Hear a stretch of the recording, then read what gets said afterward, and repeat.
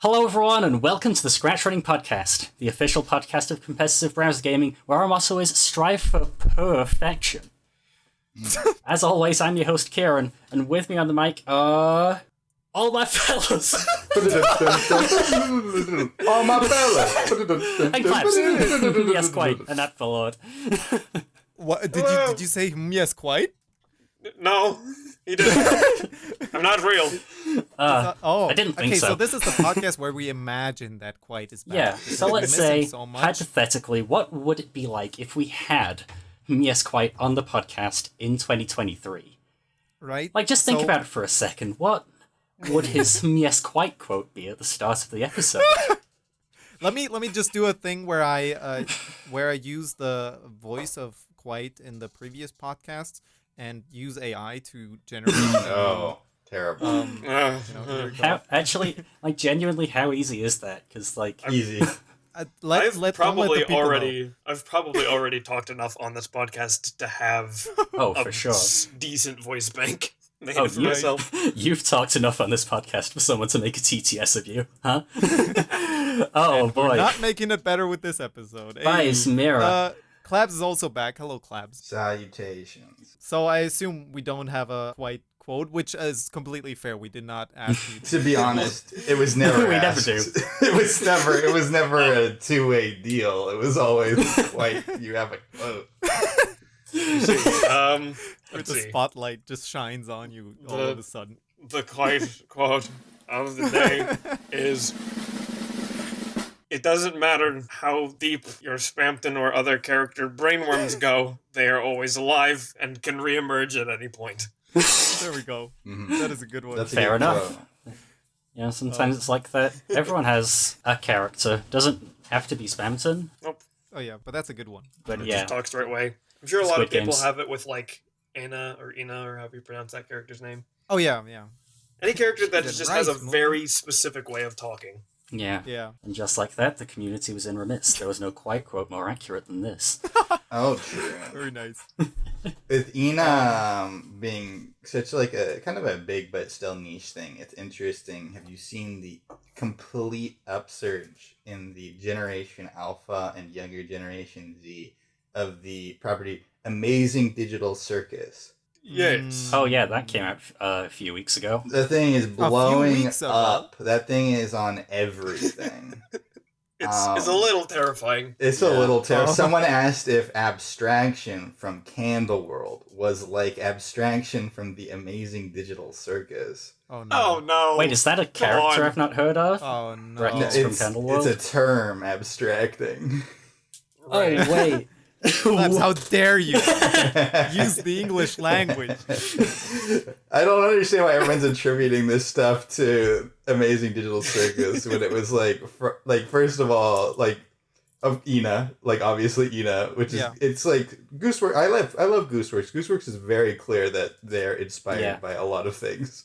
Like they are very, very straightforward when it's like, this comes from like Felix Colgrave, or This character is just Raggedy Ann. yeah, it's just literally just Raggedy Ann, and I had the voice actor just do like the voice, and so it's interesting. And then also Sword Art Online, which is where the idea of getting like stuck in a virtual reality thing came from to begin with.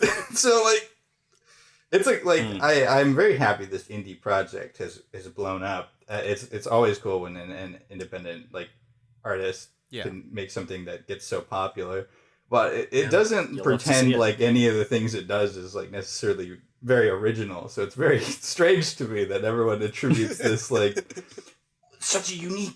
Everything's referencing the Amazing Digital Circus, right? Yeah. That's what happens when something popular comes out, Right? I think. When cover songs of old songs. That's how cover songs work, Nick. Thank you. No, like when people cover songs and then the newer generation only hears those songs, and that's where they recognize it from. Then when they hear the old version, they're like, "Oh, is this a cover of?" Why did Michael Happens to the Jackson best of sing us. so many TikTok songs? Fun fact, I was going to say, like, why do all these artists keep ripping off Glee songs? And I was like, I think that reference is, like, a little old. I'm not sure if Dated. that'll, No, like, land. still. That would I have, think it's fine. even at the time, I don't even know if that would have popped off. I probably would have. You would have made more fans mad somehow. But what you're saying now, Clabs, is that we should invest in Ina stock on Scratch and like just make that content. Oh no, it's all like none of these people like Ina. It's too weird. It's like the Amazing Digital Circus is more palatable. It's and that's not to say So it's a bad a gateway thing. animation. Wait, but do those cross over in some way? Like I'm completely in the dark here. Okay, What is ma- the Amazing Digital No, Circus? it's just in? It's New it's just a bunch of goobers and a digital world, and it's like, whoa, so crazy. They're trapped in a computer. Is that like what was that animation also made by the Scratcher? Is like, well, there we go. I can't rot something. Oh, yes. I cannot think Race to the Mansion on the Hill, of it. Yes, which yes, is a long acronym, and Yes. is made by Spice Vibe. Spice Vibe. Thank you. Wait, Spice Vibe was Race to the Mansion of Tomorrow. Oh, dude, yes. Of Tomorrow, sorry. Dude, yes. Tomorrow. Yes. Okay. What did I get? So On the Hill. yeah, I don't know. It makes sense, honestly. Yeah, that one. Either way, That one did the typical thing and just entered indefinite hiatus, didn't it? Yeah, I think so. I haven't checked on it in a while. I think I last watched it like last year. It was fun. Mhm. And of course I watched it when you first showed it to me and it was really fun. yeah, it has Scratch Cat in it. In a really funny way. Scratch Cat. You'll have to send this to me. Yes, I will. The animation style and especially like the pacing of the humor, to me, Yes. reads very much as like this is an elevated thing of like the type of just meme animations that Yeah. Scratchers make. Yeah. It's very funny to But- see it like at a Lovely. higher production quality. Do you call this like slapsticky if just 90% of the jokes, I think maybe 100% of the jokes is something exploding all of a sudden? I was about to say RTTMOT is kind of like terminal montage videos. Right? Yeah, It's similar. just like this character goes at a high speed and slams into a wall and explodes, and that's funny. all of a That's sudden. the And funny. it is. For some reason, It is funny. It keeps like I smirk. It gets a smirk out of me, and it never gets boring somehow. I don't know. They've perfected that maybe. Mhm. So, Yeah. I assume I'm just in my head. This is what I imagined. The Amazing Digital Circus? Yeah. Is just that style of animation. It's No, I think random. I think it takes itself more seriously. Yeah, Oh, it's a tad more grounded in terms Yeah. of the animation style. It's not like all of these random like last few frames jokes thrown in. Oh yeah. It's not just like rapid goofs. It's just like it's they set up a thing that has like a lot of potential, and so everyone's gonna eat it up. But I know that like episode 2 either will never come out or it'll take like 3 years. Is the vibe I get. maybe I'm underselling RTTMOT for that, but that's just what I remember in my head. It's just I think the you've funny bit. It was good summarized it well. while it lasted. Because it does take itself like kind of. I see. I don't know. I don't want to say Yeah. If you want to watch it, Ain't give it no a way. try. Anyways, I think it'll be very odd if this continues to like get more and more into the zeitgeist of the younger culture, because it already has. My measurement is like if you hop on Roblox and everyone has a Roblox skin of a thing, that means that it is completely taken over. That or like Yeah. our YouTube Yeah. content farms. Like if you go on Oh, YouTube yeah. and the content no. farms are like You character. kids. Yeah, your character has a baby with this character in like the worst animation style you've ever seen in your life. No. And now You've we already have known. Elsa and Spider-Man and Mum. Yep. Congratulations, Gooseworks. It's about the approachability. Yeah. But that also means that I'm predicting I'm going to get a lot of Amazing Digital Circus fans or References. people who are going to like attribute my content to the Amazing Digital Circus, which is like, Oh, okay, no. Oh, You know, unfortunate. you take the good with the bad, Cloud. yeah. Oh yeah, it's all right. It's all right. Unfortunate. Unforge. Which is a shame. I love Gooseworks, but Amazing Digital Circus is not for me. It did not hit my like bone. For me, it's not- going to be a factor of that second episode and like where it goes. Because I'm hoping it goes in specific directions, and I'm excited for those. But if it goes in more kind of standard directions, then I think it'll lose me pretty fast. We'll see. Gooseworks has one thing that she's really good at, and that is having kind of a normal thing and then having some sort of existential crisis in the middle of the thing.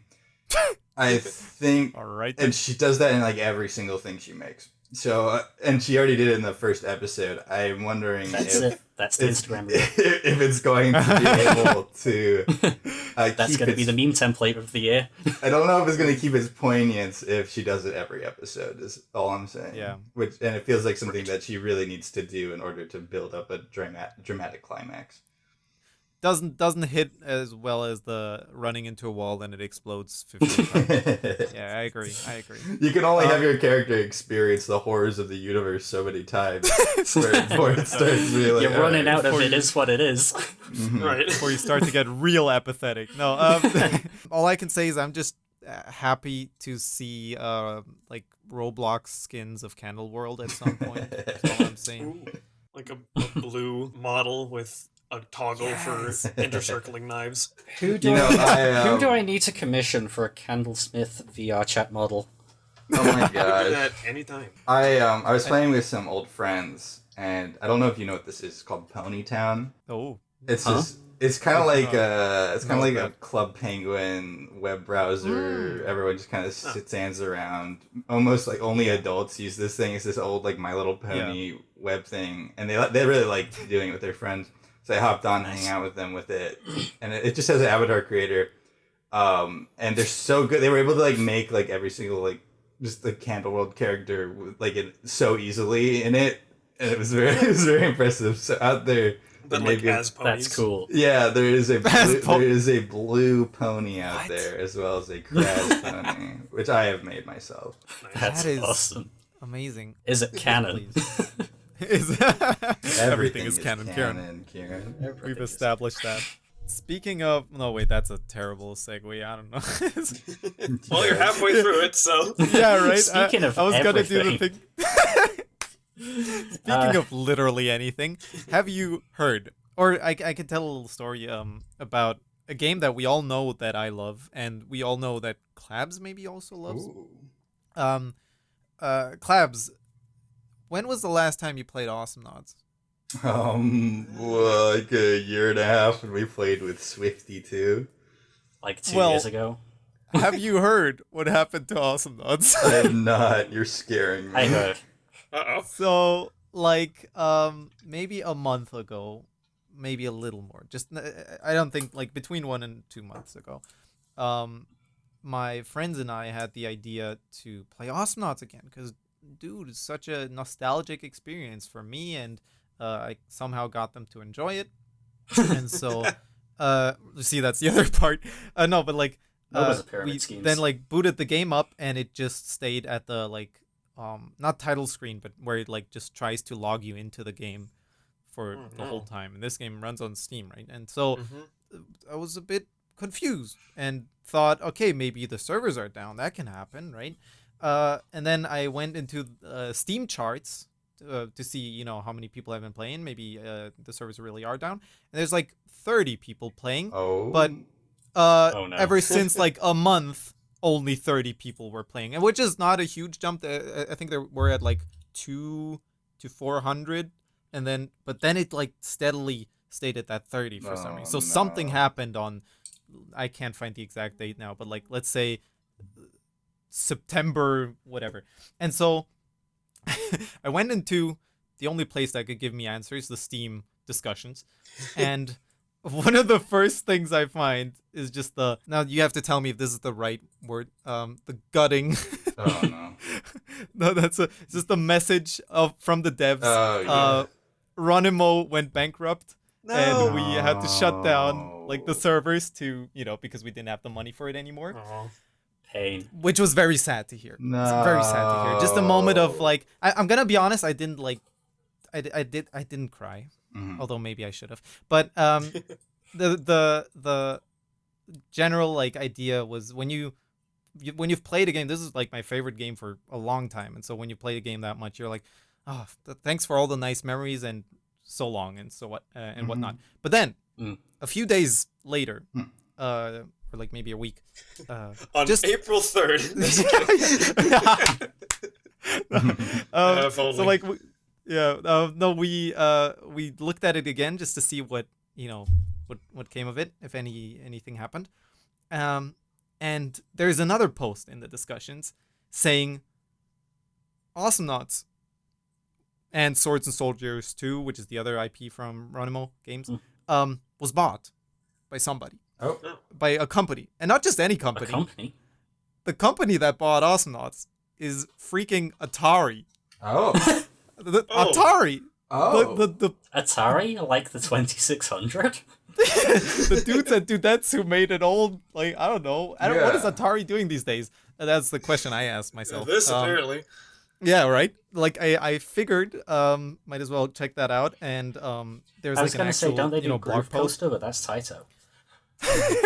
Like, I don't know. They just, like, brought out a deluxe version of their old, like, Roller Coaster Tycoon. But other than that, Atari's just kind of playing their own game. They sell hats with speakers in them. I googled Atari. $100. I googled Atari. The latest release it credits is Tetris 1988 when I go on Google. Oh boy. So I am at the point where I see this message and I want to be hopeful, but then again, Atari didn't make like a fresh looking game since I don't know when. Yeah, I don't. Atari are busy licensing the 2600 library to plug and play games at gift stores. Right? Yeah. I'm just very confused by this. Like, did they see what did they see in that? Are they trying to sell it to somebody else who gets the idea? Did they want to like just snag it before anybody else could? Which I don't know why you would. Okay, Awesome Knots is cool, but again, the game died out probably for a reason. But no, or maybe they will make the coolest like version of it that one could get, and that is either way. I'm just excited now to see what will happen. Here, I'm gonna put it down straight for you, Nick. A lot of times companies will just like buy up IP and don't know what to do with it and maybe try to resell it, but it kind of goes nowhere. It goes into a limbo. I don't think this is a very sellable IP, first of all, and it might be that like Awesome Knots has now just become lost media. It's just so funny that I mean, it's very odd. I don't know why Atari would buy it when they don't. Right. They're not very relevant right now. Like either it's money laundering, because all Atari does is just re-release its old games, pretty much. Yeah. Maybe we're all looking at the big Atari comeback in 2024 starting with a platforming MOBA. What year is it? With like a flash game art style. Yes. Yeah. I see it. Honestly, that's what's gonna happen. So that's just something I wanted to put out there. I found that really funny. I did not know that. That's very odd. It's very sad too. Yeah. That's true. You can't play the game on a really old, not a really old version, but like before it went free to play. That's for sure. And play with those servers, that like because they were still running on the Steam servers, not their own. Oh. So cool. but Good for you. You'll notice the version. I, on the other hand.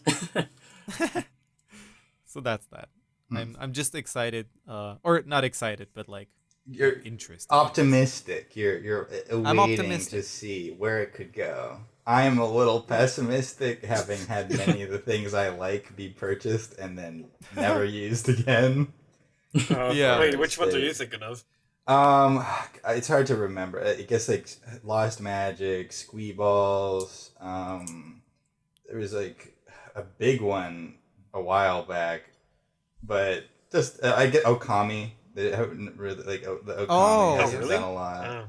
Oh, I mean, Dang. sure. The Blob, like Oh, that's also from Runimo, by the way. oh, Fun fact. Yo, what? It's the same people who made Awesome Knots. they made That's the Blob. The Blob. Wild. Wow, that's They really made the Blob. I think I see it, but that's really unexpected. yeah, strange coincidence. Awesome Knots will live on. Its legacy is the sound effects in Monster World. In every game I make. True. Don't worry. Speaking Atari, of don't sue me. yeah, Please. speaking of dead games, has anyone noticed that Google redesigned the Doodle archive? Ah, yes. Yeah. Well, I wouldn't have known if you didn't tell me, and that is one sad thing to hear. Yeah, but what's the problem with this? So the new link is doodles.google. And the sad thing you mentioned is that if you click a g.co link for, say, a Ghoul private lobby or a Jerry Lawson custom level, it tries to take you to google.com/doodles with the HTTP parameter to pass the custom level. Mm-hmm. But then when it redirects from google.com/doodles to doodles.google, the HTTP parameter isn't passed, so you're just stuck playing the base game, Yeah. which, on Google's side, has killed private lobbies and custom levels. Until one roller brave. One brave person, the creator of this program called Doodles Launcher, which basically, as soon as a new interactive doodle comes out, Red Mushroom copies all the files onto his own servers, and then hosts it on doodleslauncher.com. So it's just an it's legal. Plus the devs don't care. The devs actually like it. Oh, No, nice. sure. But yeah, Sorry. you can paste a g.co link straight to doodleslauncher.com, pick the right game, in this case, Jerry Lawson, and you will be able to play custom levels again. So, Brilliant. Nice. shout out to the community for doing what Google will eventually do in like 2 weeks. I'm unsure why Google is insistent on making all their new like products and features go product.google. Like if you want to do cloud development, it's like clouds.google. I think it's just a .com flex or that they whatever. own the TLD. Yeah. Even- I would do the even- same if I owned a TLD. It's clouds.google.com. Like, Oh, okay, that makes sense. but shouldn't it be google.com, like Google / So they've got clouds or google.com, they've got g.co, and they've got .google. What are they doing? What are they doing? And they've got google.co.uk as well.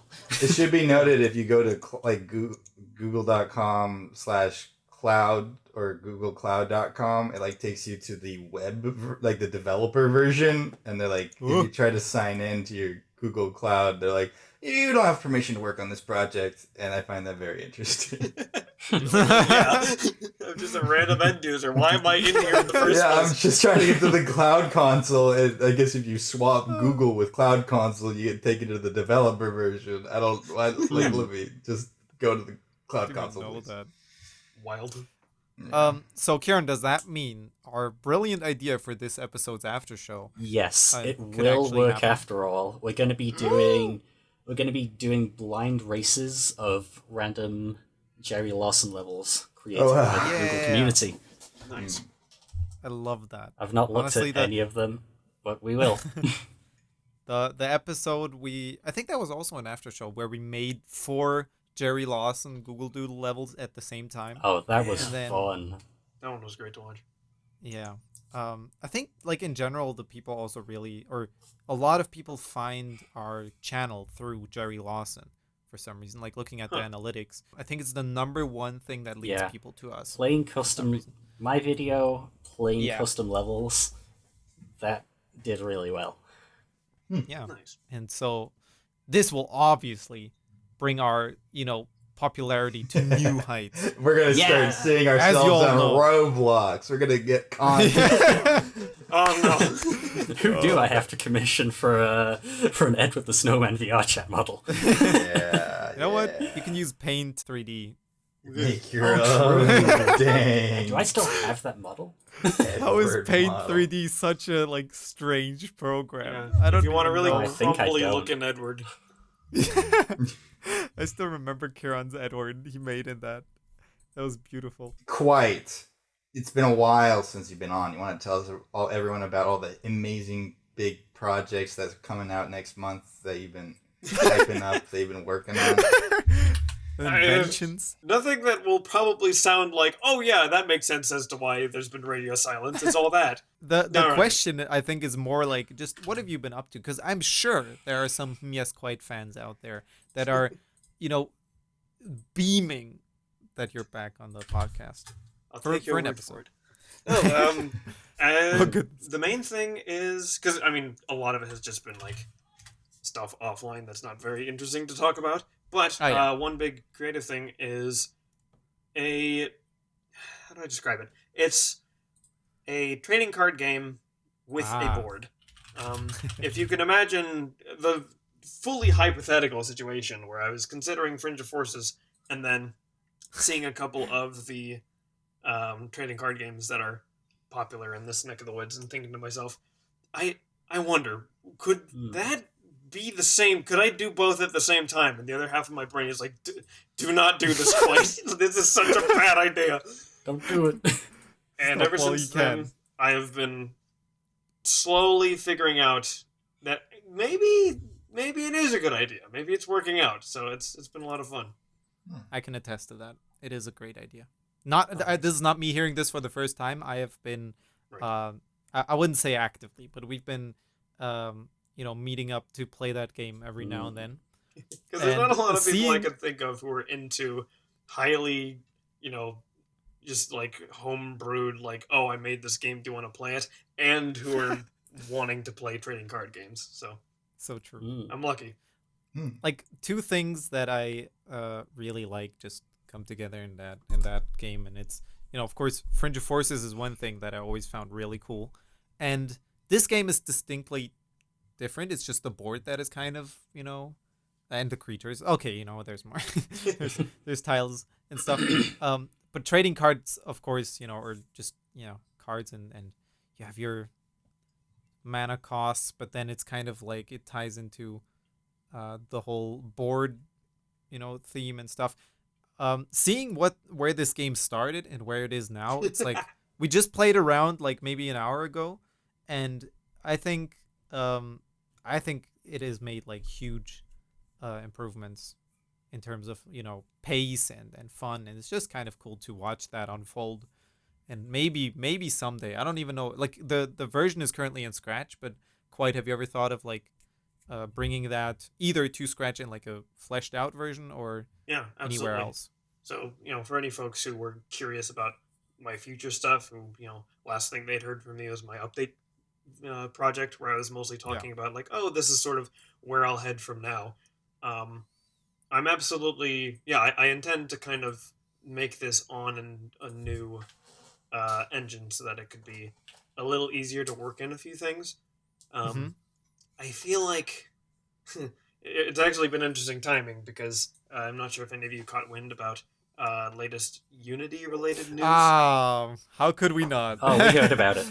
Yeah. Yeah, so that was the best I've ever felt about procrastinating about something. I had taken so long to not learn Unity that when this happened, I was like, oh, well, thank goodness I haven't lost any progress because I haven't made any. I could just go ahead That's and brilliant. pick up a different one instead. Nice. Do you have any like game engine in mind that you? Not yet. Okay. Probably, like the two easiest things that come to mind are like maybe Godot. Is it Godot Mm-mm. or Godot? It's Godot. And then Unreal. So, one of those two. Hmm. Godot sounds like it's more up my alley because I really don't make much use of like the high fidelity stuff that you can get in Right. Unreal. Right.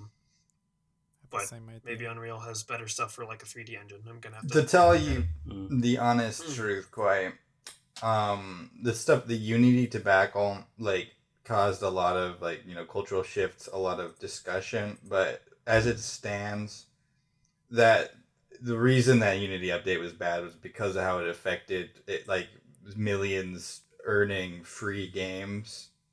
But it takes less money from people than like Unreal. Like Unreal takes like a 10% cut. Well, that's just what was like 25-cent cut.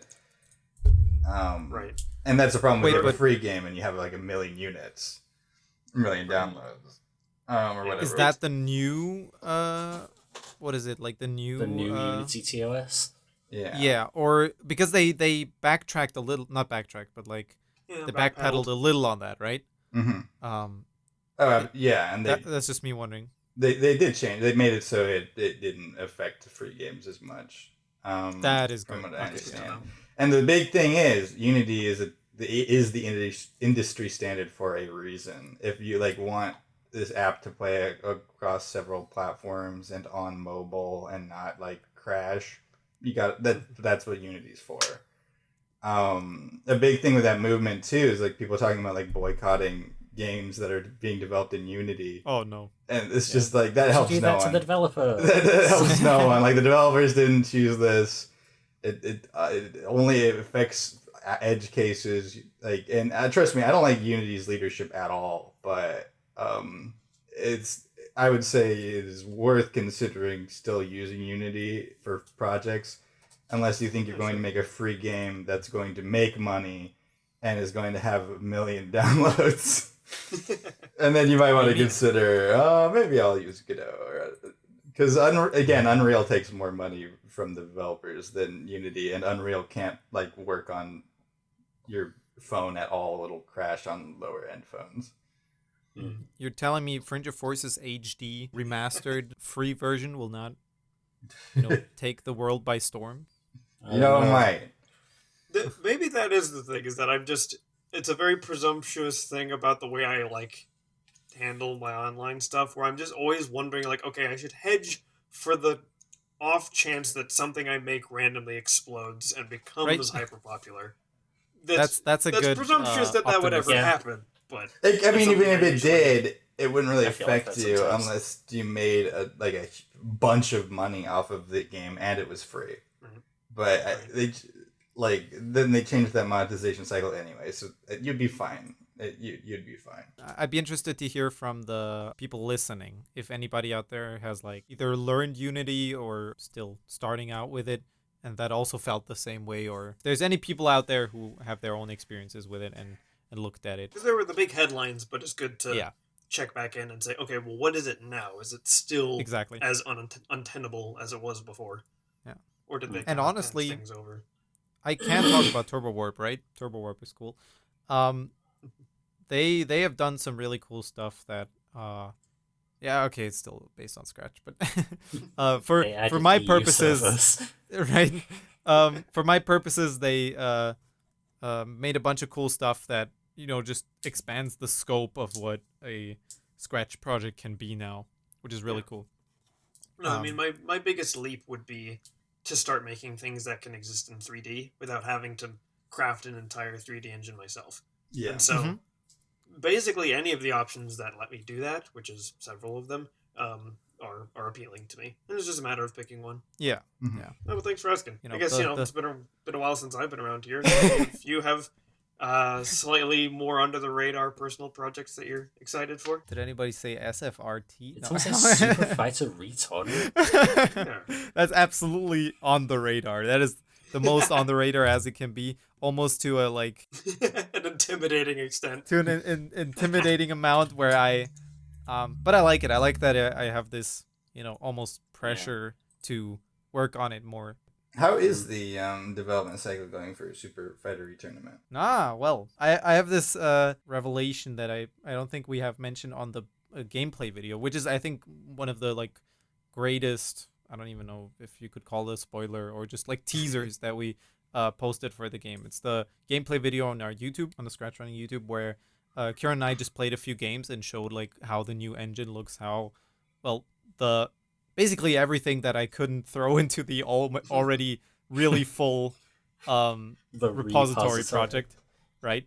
That was just for that. And recently, I think I also showed that we finally have a win screen and a like start of the game screen where it goes ready, Go. start. and Oh, whatnot. good. But one thing I can say, one very important and big change is the new button layout. Because obviously you can still change everything about how, where the buttons are. And Kieran and I even played with controllers in that video. But since we now have, a crouching mechanic, the new button layout has to be, you have to use more than one hand. Because as we all know, SFT back then could be played with one hand, which was great if you like played against another person on your keyboard, which I kind of made it for to just play against friends in school. What if we held hands trying to play SFT on the same line? Haha, just kidding. Just kidding. Unless, no, but like, so the new layout now goes still WASD for movement, and then I found a really fun button layout. For the for the other thing. So we have combo, we have attack and block. So now the C button does your combo attacks. The B button is your blocks, and the V button. Now The here, V button? I had to find something fitting, so that is the violence button. That's violence. So we have C for combo, V for violence, and B for blocking. And honestly, I don't think I can come up with anything better. If you find a better word for attacking, I mean, than violence. Player 2 side really doesn't have anything. That's arrow keys, and I think it's M for my defense. Is M combo? I think M is combo. M is my special. Comma is violence. Yes, it's like half a V. And then dot is still block. Yeah, it's a block. The dot is literally a block. It makes sense. Very small block. This makes sense, guys. Yeah. Yeah. Yep. No, I don't know where we're gonna throw in the taunt button. Maybe if you press all buttons at once, you taunt. Good luck with that on a scratcher keyboard. Yeah. Just feel like fighting games and have like a weirdly complex input. You have to input the Konami code. If you do a Hadouken and press your start button, it does a fake projectile. Oh wait, really? I think that's in Street Fighter 1, I'm not sure. Wow. So that's all I have to say about SFRT for today. Is the violence button is now a thing. No, the game has been going alright. I'm gonna be honest right now, I'm kind of the sole force pushing the game forward next to the like playtesting sessions with my girlfriend and Kieran every now and then. Epic. CPU is still a thing being worked on, online is still a thing. Yeah. There was a big like 3 or 4 prong attempt that was happening for a long time, and then a lot of those kind of backed up. So now it's it's now true. it's that way. It'd be like that. I look forward to playing against a sophisticated AI, Nick. Well, good luck next time. I'm looking forward to playing Tin Man Fish Goes Fighting. Oh, the best fighting game on Scratch. Does that have an AI? Yeah, it's a very good It's got an AI, alright. You know what? We even got a comment saying, "What is your favorite like fighting game other than SFT? Lol." What do you mean? That's a valid answer. That's a valid question.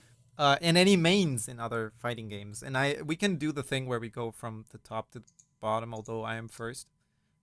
Let's go from bottom to top. Okay. I guess that's better. Yeah.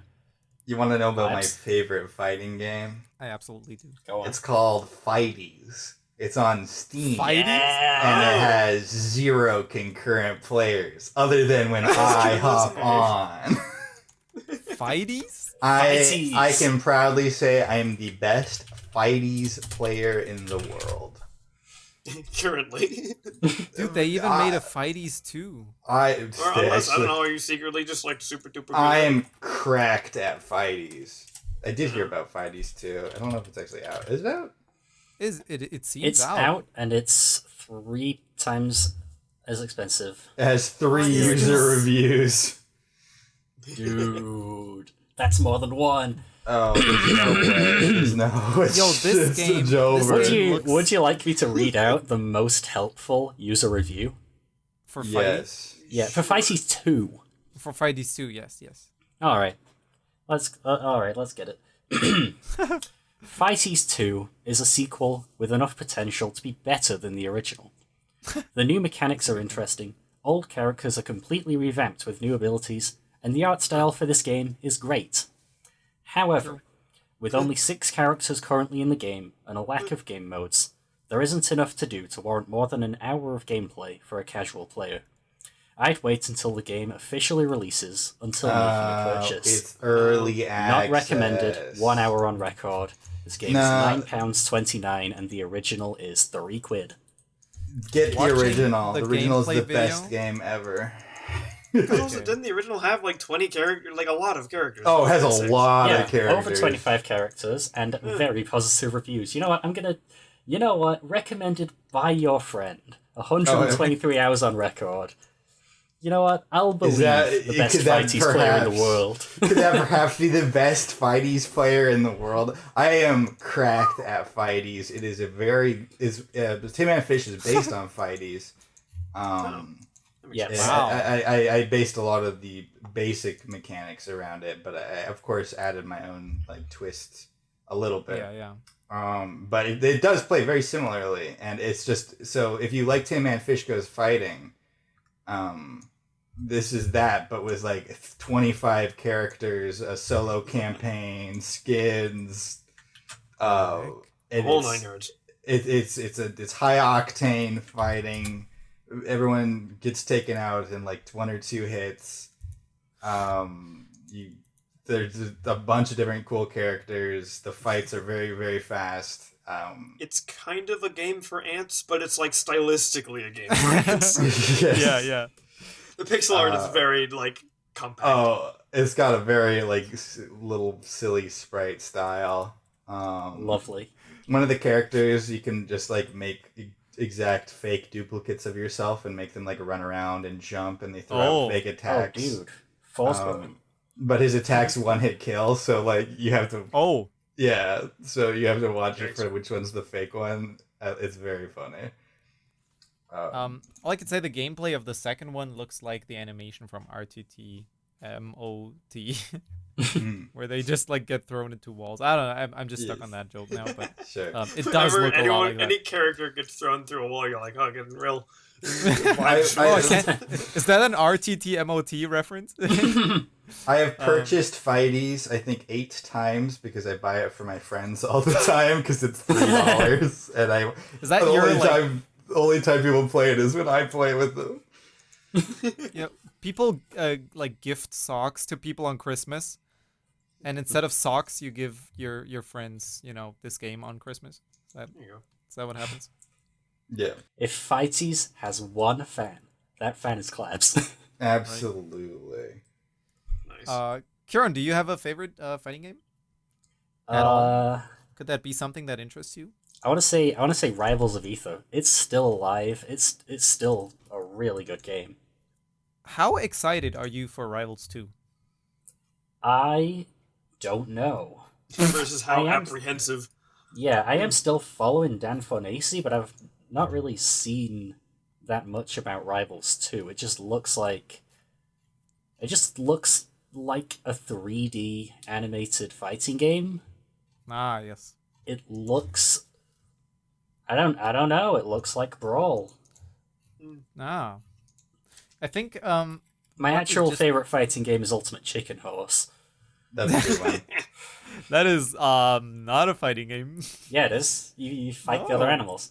You Like, race the other violence. animals. By placing blocks in their way, maybe. I don't know.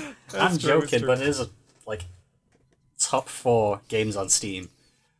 The only way to fight the other animals is by pressing the button on that punching glove block. Yes.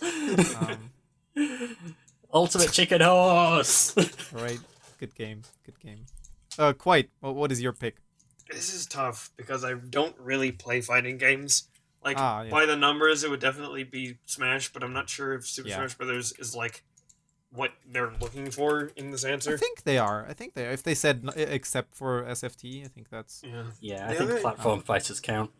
Okay, that works then. Because my other answer is even more convoluted.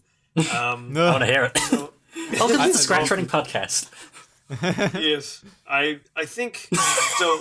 In Smash, itself. I think probably Ivysaur is one I play a lot. I just like Oh. the character I use a lot. I have very, very many characters I play. Is But that in terms PM of or like Ultimate? Ultimate, both actually, Brawl and Nice. Ultimate. I think in terms of like actual fighting games, like favorite character, I have to say only because it was the only thing that made me pay attention to its game at all. Is that Big Band is my favorite fighting game character ever anywhere. Big So Band. true. It's a shame that he's a character in the game he's in. Yeah. Because if he was a character in literally any other game, I'd be all over it. Yeah. But unfortunately not. So No. Yes. kidlets, Yes. don't worry about it. Yeah. We're older. Take a look at like his trailer or something, and you'll immediately understand what. Okay, yeah, quite would Take a enjoy look that. at quote combo videos of people playing songs with Big Ben's on. I know Fun. exactly what you're talking about. He's just a massive wind instrument man who makes Brilliant. jazz references and has attacks that cover like the entire screen. It's phenomenal. He's very much my style. It's just that he's He's, I can't play he's part his of the game. Yeah. A classic answer from me. If it wouldn't be SFRT or Smash Bros, because I also probably play more Smash Bros.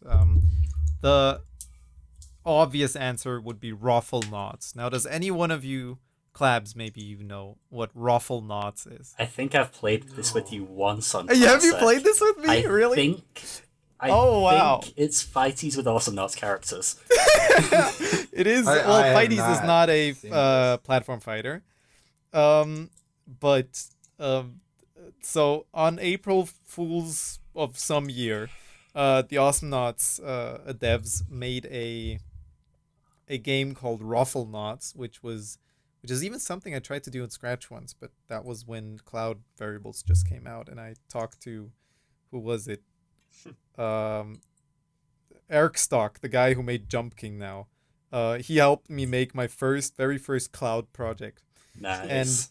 And so no, either way, Ruffle Knots just a classic platform fighter. I think that's why I at some point wanted to make Super Fighter Tournament.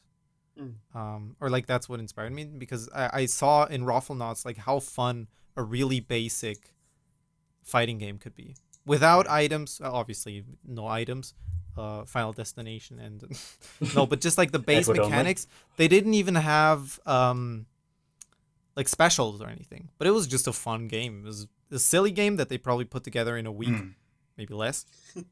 But Yeah. love that. So that's my answer. That's cool. And that's main cool. always Froggy G Froggy G. Nice. for life. After you answer quite, or wait, did Quite already answer the? Yeah. Yeah. Absolutely. With the brass. Yeah, that's right. Was it? Big band. Okay. So Big Band. we are approaching the end of the episode. But we haven't had a soda segment yet. But we haven't had a Clabs. soda segment. That's correct. So What are after we gonna do about that? after I remedy this illness that infects this recording, the lack of a soda segment, we should reel this fish in. Yeah. And here comes Clabs with the cure. I have some interesting news to tell you about. No more mystery flavors. We're done talking about mystery flavors. Finally. They're all You know this, what it tastes like. They all just want you to get that loot box, like serotonin of trying something you don't know what it is. All right, I have some news for you. McDonald's plans to eliminate self-serve soda machines at all of its U.S. restaurants by the end of this year.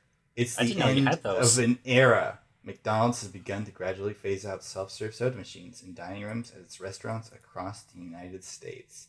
I remember Wow. long ago we spoke about those little mix and match machines. Yeah. Those the ones where you could create your own concoctions, your own sodas. But those will be here no more. There will be no more soda for us to serve ourselves. I mean, I'm gonna be honest. This doesn't hit me as hard because in Germany we never really had. Yeah. It. UK Macca's has the drinks machine behind the counter, so the Aw. person on front pours the drink out. mean? Burger King has a Coke Freestyle machine, so Oh. that's a W. Okay, now that I think about it, some of ours I think have Yeah. them. But We it's, can, in the UK, have Mezzomix zero sugar with our Burger King fries. or Schwip Schwap for this that. also probably is I something think that Schwipschwap's Pepsi. is. Oh yeah. This is something that might be intuitive to our Ukrainians and Europeans in the Yeah. hall. Love But that I've learned very recently that there's like a sugar tariff in the UK or whatever. Yeah, there is a sugar tax. And last time I went to Macca's, we saw the patch note on the order screen that they're changing regular Fanta and Oasis Summer Fruits to the zero sugar variants. Mm-hmm. Which, cool. I'm so sick of this specific sweetener. Can we come up with a sweetener that doesn't make my body think it's sugar? You don't like aspartame? Not a big fan of the. That's the guy. Yeah. I kind of really don't like artificial sweeteners. Yeah, they're Who artificial. does? Also, I have to just say, one time I went very... to France, I couldn't find Pepsi Max, so I just tried regular Coke, and it is pretty good. Nice. Yeah. Quite, what were you saying? I guess I have to assume the change happened. Is it for nationwide health reasons? Because it couldn't be for price. It's pennies to get someone to fill up a thing of soda. Might be a Unless marketing they specifically thing. want people to No, they just if have you want soda, you have to get a drink. It's just a big sugar tax. Apparently, the original normal Coke recipe in the UK right now has 50% aspartame, 50% sugar. There's so much more sugar-free soda everywhere. Yeah, I did not know. So This is also why apparently all these companies that make the mystery flavors, they don't even bother sending the sugar flavor over. That's why all of them are sugar-free when they're in Europe. Too many.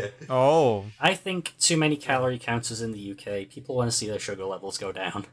Yeah. I Yeah, I think I've been saying this for many soda segments, but come on. I feel Come on. the response is just to have that's probably a personal thing. I would much rather have one regular Coca-Cola than three, aspartame Coca-Colas in a week or so. Mm-hmm. Anywho, That's true. that was the last minute soda segment as we reached the 1 hour mark. That really was last minute, huh? I mean, we're gonna be honest, I'm gonna be honest. Collectively. Collectively, let's be honest and say, through editing and stuff. Don't accuse me of being honest. I would never. Archon of misinformation. Right. So through the editing, I really don't mind, even if we go to 60 minutes. But let me just say at the end, I probably should have said it at the start, but seeing as this is the final episode of the season, Yes. and thanks again to Quite for joining us for this one. Yeah, Enjoy your Christmas. Don't spend it listening to a podcast. Unless Unless the festivities end, then you can go back and re-listen to this episode. Hi, Merry Christmas. Hope you guys got Pikmin 4. decompressing from the family event. Yeah. Cool By idea. listening to more people talk, isn't that what you love? Hey, at least we're cool people. Right? Wait, I don't want to accuse any family members of listeners of not being cool. They can do that themselves. Hey, All right, let him reel it in. Yeah, no. Really? I'm just trying to say, it's the end of the season, and you know what that means. We have another SRCast Animated Contest, but this time, I'm probably gonna, this is a good time to drop the news. It's a special one. It's a very special one because the new rule set for this one is that the videos or the animations have to be around 30 seconds. It's we're calling it, with the whole trend and everything. We've already mentioned TikTok. No, I don't want to go for that just to go for the trend, but seeing 30-second animations or making that a rule, I think opens up the playing field for a lot of people and evens it somehow. If somebody wants to do a lot with a 30-second animation, they can still absolutely do that. yeah. And it doesn't have to be exactly 30. Yeah, you can go slightly over 30. Yeah. If you do make it too long, we might have to judge it as a long rather than a short. I assume Right? that's There a will be side maximum. awards. I assume that's a maximum and not like a be sure to keep it around 30 seconds. Like if someone makes one that's 20 seconds or 15 seconds. 10. What will give people a good idea is the clips we make already. Yeah. Right. Okay. Like I'm thinking about editing all. Like, Yeah. well, I just edited some today, but I'm thinking of editing all the old clips we also made into like 30-second Yeah, bits. make sure no bits over a minute are in the ref projects. Pretty much. I think the longest I made was 40 seconds. Nice. But that's like where I try to keep it. So you know how maximum 40, Yu-Gi-Oh! minimum Deck 20. can have 60 cards? If you really want to, Yeah. but you don't. Before the incident where 2 people brought in their Yu-Gi-Oh deck on their shoulders and like a case that was like a meter long. Back then they had no limit, but after that, ever since, yeah. That was the deck to break the rule forever. Yeah, right. Okay, we can't do that Yeah. anymore. Yeah, I think I read somewhere that the standard is 40, but beginners can have 60 if they want. I think right it now might it's actually just really be funny. 40 now. But that's the thing, either for the comments, if anybody's interested in how to build your Yu-Gi-Oh deck, If how many you've played cards it should Yu-Gi-Oh! in have. the last 10 years, let us know in the comments below. And another special thanks to Josa's, Rusting Robot, and Truly Azul for their continued support of the podcast. Very true. Many Very thanks. cool. Our good old patrons. Thank you for grabbing the and fish, Clabs, Kieran. Hello. You Yes. can bring in the fish yourself now. Oh, I'm fish. giving you the fishing rod. All right, I'm pulling it in. This has been Clabs. With me on the mic was Kieran. Woo. Yeah, him, yes, quite. Woo. And Apfelord. Wha- Do you want to say the closing line, Kieran? The recording has now stopped. Or has it? Nice. Or has it? has it? No, the recording has now stopped. No, it absolutely has.